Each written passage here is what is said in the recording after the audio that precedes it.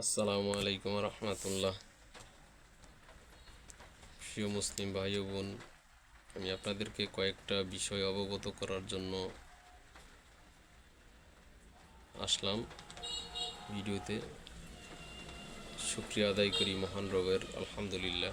দুরুদ সালাম নাজিল হোক প্রিয় রাসূল সাল্লাল্লাহু আলাইহি ওয়াসাল্লামের উপর। আমি আজকে জাহেলিয়াত নিয়ে কিছু কথা বলবো।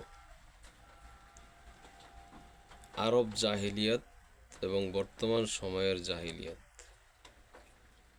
আরব জাহিলিয়াতে বিবাহের পর স্ত্রীকে এমন একটা পুরুষের কাছে নিয়ে যেত যে পুরুষটা উচ্চতা বেশি, স্বাস্থ্য ভালো, চেহারা সুন্দর, গায়ের রং ফর্সা, এরকম লোকের কাছে নিয়ে যাইতো যে আমার স্ত্রীটা এখানে একটা দিন থাকুক। আজকের দিনটা থাকলে আমার স্ত্রীর পেটে যদি সন্তান আসে তাহলে এই সন্তানটা আজকে রাত্রে যার সাথে থাকবে তার মতো হবে।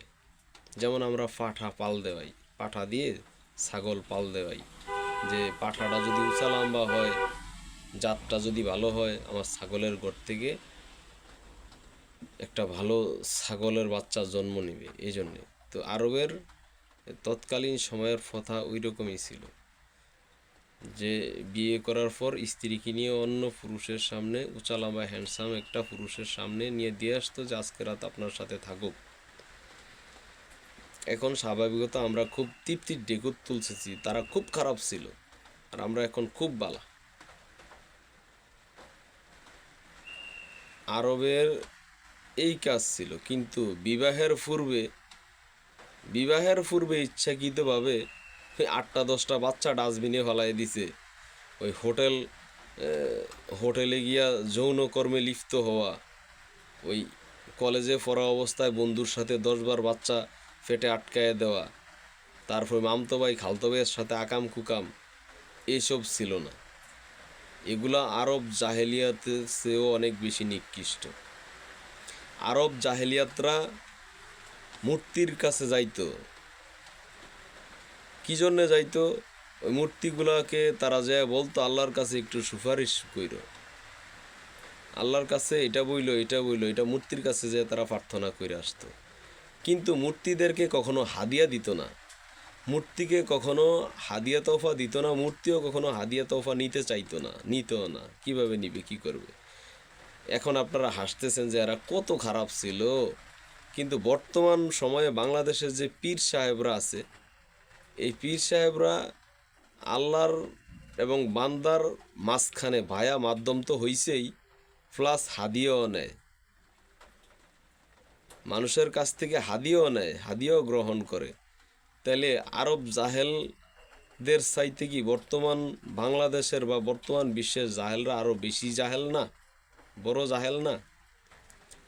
আরবে কন্যা সন্তানদেরকে মৃত কবর দেওয়া হইতো। আপনি বলেন তারা খুব খারাপ ছিল, কন্যা সন্তানদেরকে কবর দিয়ে দিত, তারা অনেক খারাপ।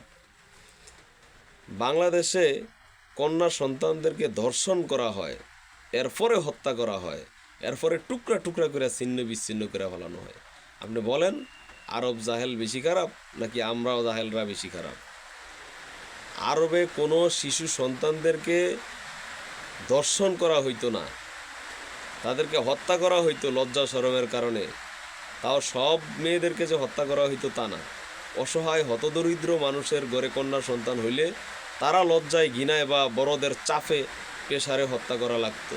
কিন্তু বর্তমান সময়ে দুনিয়ার গরিব নাই, একটা বাচ্চা মেয়ে টার্গেটে পড়লে তারে ধর্ষণ করে, তারে হত্যা করে, তারে টুকরা টুকরা করে কাইটা ছিন্ন বিচ্ছিন্ন করে দেয়। আপনি বলেন আরবের জাহেলিয়াতরা বেশি খারাপ ছিল নাকি বর্তমান সময়ের জাহেলিয়াতরা আরও বড় জাহেল? এজন্যে খুব সাবধান থাকবেন। কোনো জাহেলি যুগের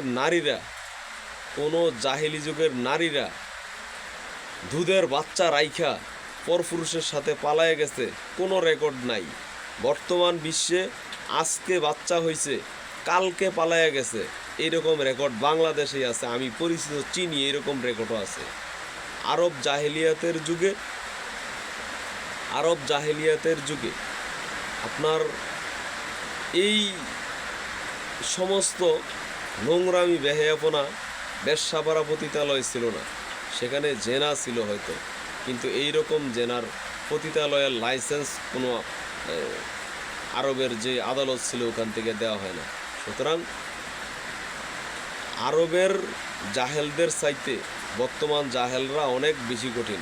আরব জাহেলিয়াতের যুগে পরপুরুষের সাথে পরকীয়া সম্পর্ক করে সন্তান হত্যা করে চলে গেছে এইরকম রেকর্ড নাই, কিন্তু এই সমাজে সন্তানকে হত্যা করে পরপুরুষের সাথে পরকীয়া করে চলে যায় এইরকম রেকর্ড আছে। আরব জাহেলিয়াতের যুগে নারীরা কখনো এই রকম মানে সুনির্দিষ্ট লাইসেন্স প্রাপ্ত পতিতা ছিল এইরকম রেকর্ড নেই। আরব জাহেলের যুগে স্বামী মারা গেছে, স্ত্রী বিয়ে করে ফলাইছে সাথে সাথে, এরকম রেকর্ড নাই। স্ত্রী মারা গেছে, স্বামী সাথে সাথে বিয়ে করে ফলাইছে, এরকম রেকর্ড নাই। কিন্তু বর্তমান বাংলার জাহেলিয়ারা এরা স্বামী মারা গেছে এখনও মাটি দেওয়া হয় নাই, পরপুরুষের সাথে গিয়ে কাজী অফিসে বিয়ে করে নিছে স্ত্রী। আমি নিজে জানি, স্ত্রী মারা গেছে, স্ত্রী এখনও মাটিও দেওয়া হয় নাই, আরেক মহিলা বাড়িতে এনে উঠাই দিছে। কি বলে যে আমার বাচ্চা দেখাশোনা করবে, কি জন্যে? তার মানে তার সাথে আগের থেকেই সম্পর্ক ছিল। এগুলো হলো বর্তমান জাহেল আর আরব জাহেলদের মধ্যে পার্থক্য।